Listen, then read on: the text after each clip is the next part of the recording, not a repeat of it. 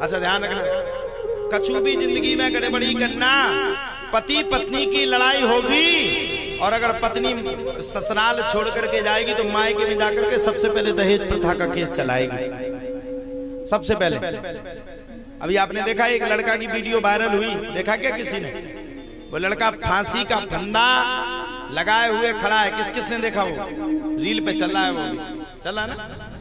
और वो लड़का पत्नी से तंग होकर के, पत्नी से तंग होकर के साहब मरने जा रहा है, वीडियो बना रहा है और पत्नी से कह रहा है ये पराये आदमी से संबंध रखती थी, मैंने रोका तो ये मायके चली गई, मैंने ज्यादा कुछ कहा तो उसने दहेज प्रथा का केस लगा दिया, मैंने और कुछ कहा, राजीनामा करने के लिए कहा तो उसने 35 लाख रुपया मंगा लिए। हमारे पास पैसा नहीं है, हमारे माता पिता मुझे देख करके बड़े चिंतित हैं, इसलिए मैं अपने प्राणों का त्याग कर रहा हूं। और बेचारे ने फांसी लगा ली और सरकार से निवेदन किया कि जितनी पत्नियों की सुनी जाती है उससे ज्यादा पति की भी एक बार पक्ष रख करके सुनना अति आवश्यक है। बताओ साहब क्या मिल गया तुम्हें? किसी का बालक मर गया, किसी का पुत्र मर गया, किसी का भाई मर गया। आजकल की पत्नियों को एक धमकी बड़ी है, आजकल की पत्नियों को एक सबसे ज्यादा धमकी है, कजू भी किया तो दौड़ करके सीधी पहुंच जाएंगी मायके में और पहुंच करके मायके में सबसे पहले दहेज प्रथा का केस लगाएंगी। ध्यान रखना, तुम जिसके भरण में, जिसके पोषण में, जो जो जो, जो तुम्हें शरणागति देने वाला माता पिता या भाई बंधु, जो आपको भर करके कह रहे हैं कि जाओ उसके खिलाफ दहेज प्रथा का केस कर दो, ये जब आपका बुरा वक्त आएगा आपका ही भाई आपको घर से पकड़ करके भगा देगा, अंत में साथ आपका जीवन साथी ही देगा। इसलिए मैं प्रार्थना करूं, पति चाहे कितना भी बुरा हो, संसार में पति ने कितने बुरे भी कर्म किए हो, लेकिन पत्नी के लिए तो एक ही परमेश्वर होना चाहिए। भगवान से पहले पति ही परमेश्वर होना चाहिए, इसके अलावा कोई दूसरा परमेश्वर। मनाती हो करवा चौथ का व्रत, लठ मारती हो आदमी, 364 दिन देती हो गाली, 365वें दिन करवा में देख करके लंबी उम्र मांग रही। अरे क्या होगा ऐसा करने से? प्रेम करना है तो राधा रानी भगवान श्री कृष्ण की तरह करो, प्रेम करना है तो भगवान राम और माता सीता की तरह करो कि माता सीता की खोज करते करते करते करते करते हमारे प्रभु राम समुद्र के सामने किसी की औकात नहीं थी कि कोई समुद्र के सामने सेतु बना देता, इतनी तेज लहर थी, लेकिन प्रेम में इतनी बड़ी ताकत है, पति पत्नी के स्नेह में इतनी बड़ी ताकत है कि राम के लिए मजबूर होकर के समुद्र को भी जगह देनी पड़ी और राम सीधे जाकर के लंका में पहुंच गए रावण से लड़ने। और किसको ले गए? बानर सेना को साथ,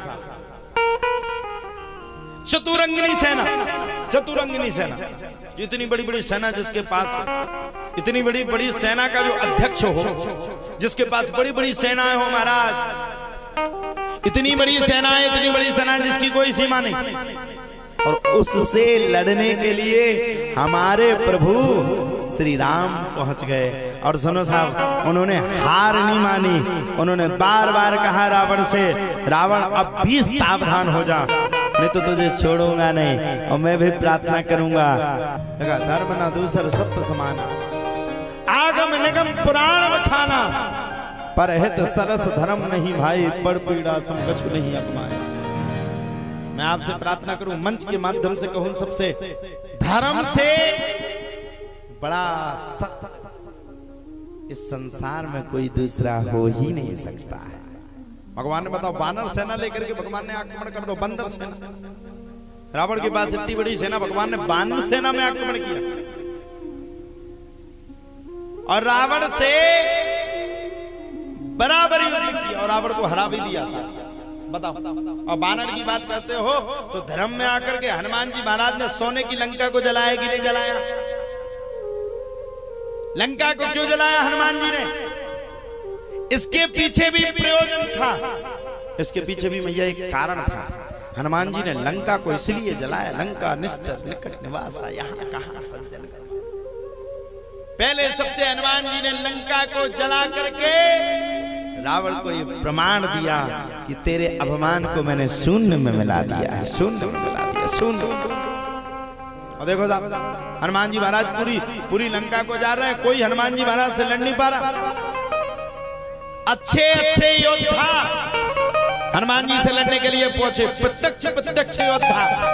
हनुमान जी ने सभी योद्धाओं को जाकर के बलबूते पर भगवान की कृपा से सांप को जवाब दे डाला। इतना जवाब दिया, इतना जवाब दिया, इतना जवाब जिसकी कोई सीमा नहीं। परमात्मा ने अथाह जवाब दिया। और साहब जब इंद्रजीत आ गया, चला इंद्रजीत अतुलित जोधा, इंद्रजीत को भी भगवान ने जाकर के जवाब दिया। अब सुनो साहब, हनुमान जी महाराज को इंद्रजीत ने ब्रह्मास्त्र का अनुसंधान किया और हनुमान जी महाराज किसी देवी देवता के स्नेह को व प्रेम को नीचा करते हुए नहीं देख सकते। श्री हनुमान जी महाराज ने बड़े प्रेम के साथ एक सांस में, श्री हनुमान जी महाराज ने एक सांस में महाराज आनंद पूर्वक आनंद करते हुए हनुमान जी महाराज ने सबसे पहले स्नेह और प्रेम के साथ लड़ाई लड़ते हुए ब्रह्मास्त्र के प्रयोग में स्वयं फंस के हनुमान जी महाराज रावण की लंका में पहुंच गए। रावण सामने बैठा था, वो तो दशानन है, नवग्रह को लेकर के विराजमान था। रावण ने देखा, अंग भंग करो, कर पठवो बंदर, आदेश कर दिया इस बंदर के अंग भंग कर डालो, ये बंदर बड़ा खतरनाक है। एक ने कहा, बोले महाराज अंग भंग न करो, इनके अंग भंग करे में कोनो फायदा नहीं है, इनकी पूंछ बड़ी खतरनाक है, एक काम करो इनकी पूंछ में आग लगा दो। अच्छा रावण तो रावण, उसने आज्ञा कर दिया, ए लंका वासियों,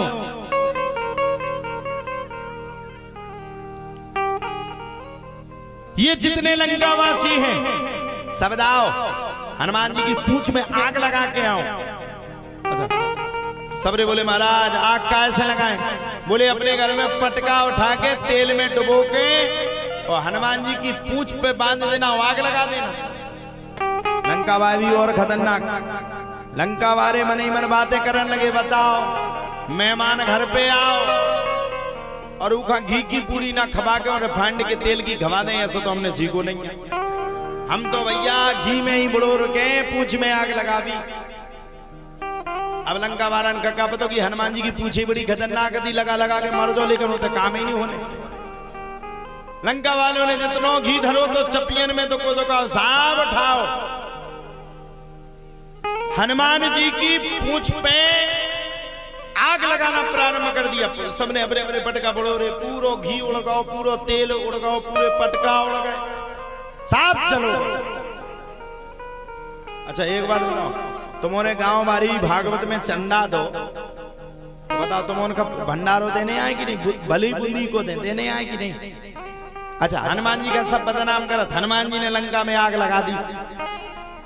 अब भैया भंडारे को दो प्रसाद, अच्छा अपनों ने कर लगा था भंडारे में जो प्रसाद आओ वो कमत नहीं है, वो बड़ा चलो जात, कद की नहीं कद की नहीं कद। अच्छा हनुमान जी की गलती कहते हैं, सही से बताइए, पटका को ले आओ, लंका वारी घी की ने दो, घी लंका वारन ने। अच्छा घी देवे के बाद हनुमान जी की पूंछ पे आग किने लगाई, किने लगाई? लंका वार। हनुमान जी तोड़ के जान लगे, लेकिन कबरई बान ने पकड़ लो, बोले रुको महाराज, कहां वगत जा, चंदा दे दे, मर गया, पूरी बुंदी साट के वगे जा। हनुमान जी लौटे, हनुमान जी ने सबके घर में, हनुमान जी को के घर के भीतर नहीं गए, सबके घर में जाके तन तन तन आग लगाई हनुमान जी ने, तन तन तन पे। भाई जैसो तुमने चंदा दो वैसे ही काम होगा। हनुमान जी ने सबको थोड़ा थोड़ा प्रसाद दिया, लेकिन वो तो ठहरा था भंडारे का प्रसाद, भव्य रूप बन गया और भव्य रूप बन करके पूरी लंका जल करके राख हो गई। लंका निश्चर निकट निवासा, यहाँ वासा। मन महे तर्क करण कपि लागा, ताही समय विभीषण जागा। पूरी लंका जल करके राख हो गई। कब रविवार सबरे बैठे, बोले भैया पूरा गांव जल गो, लेकिन एक आदमी को घर नहीं जलो, का चक्कर है। विभीषण जी को बुलाया, विभीषण को बुलाया, उसका घर का नहीं जलो। विभीषण जी आ गए। जब विभीषण जी आए तो विभीषण जी से सबने पूछा, भैया सबके घर जल गए, लेकिन तुम्हारा घर का है नहीं बरो। विभीषण जी ने कही, देखो भैया गलत बात, ना हमने चंदा दिया था और ना हमें प्रसाद मिला। अब तुमने, अच्छा हनुमान जी भी बड़े थे, जी ने चंदा दो, ओई के घरे गए। विभीषण जी को बुलाया, कहा भैया तुम्हें दिया, तुम्हारी वजह से पूरी लंका में आग लग गई और तुम्हारा घर नहीं भरो, का चक्कर है। विभीषण जी बोले, देखो भैया ना हम भागवत में सम्मिलित हो गए थे और ना हमारा चंदा तो ना हमारा घर भरवा है। विभीषण ने सजेशन दिया, कहा भैया ये हनुमान कोई ऐसे वैसे नहीं है, अष्ट सिद्ध नवनिधि के दाता, ये रुद्र के अवतार हैं और अगर इन्हें छुओगे तो तुम बर्बाद हो जाओगे। विभीषण ने कहा, आओ बजा बजा बजा, तुम उनका ताली से मजवाऊ तरह थम की कम से कम नींद तो दूर हो जाए। देखो तो अम्मा तो अम्मा नहीं कह रहे थे, मैं मताई बराबर, अम्मा कहते तो ये कहावत नहीं है, बगल भाई कहते क्या तुम इतनी बुरी हो गई जो मना तुमसे अम्मा कह रहा हूं। ऐसे बैठी बहन जी, ऐसे टेंशन हाय राम। अब विभीषण ने कहा, भैया जब एक हनुमान आके आपकी पूरी लंका को जला सकता है तो ध्यान रखना, जिस दिन प्रभु श्री राम आ जाएंगे आपकी लंका में आपको पानी देने वाला भी नहीं बचेगा। अच्छा बुरा मत मानना, सत्य कड़वा जरूर होता है, लेकिन संसार में सत्य से बड़ा कुछ होता ही नहीं है। सत्य सबसे बड़ा है।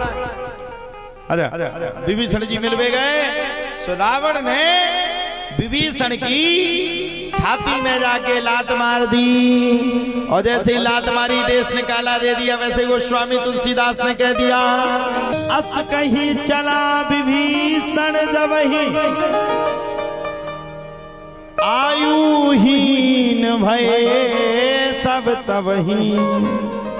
जिस दिन विभीषण ने लंका का परित्याग कर दिया उस दिन महाराज पूरी लंका आयुहीन हो गई।